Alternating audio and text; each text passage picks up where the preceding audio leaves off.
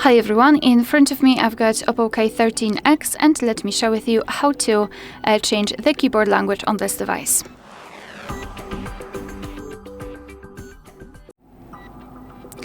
So let's start with opening the app which will provide you with the keyboard. So for example, messages, notes, browser, whatever, just have the keyboard on the screen, like that.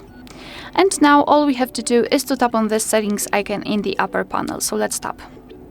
Then let's tap on languages and tap on add keyboard.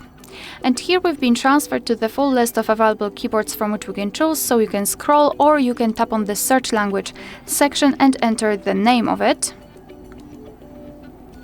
Alright, and after finding, just tap on it.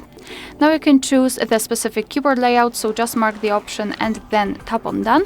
And as you can see, we just successfully added the language. And before I'll show you how to remove the language from this list, I'd like to show you how to use the keyboard with 2 or more languages added. So here we've got the information, the hint, basically, and the language key is a new key thanks to which we can change the keyboard layout just by tapping on it.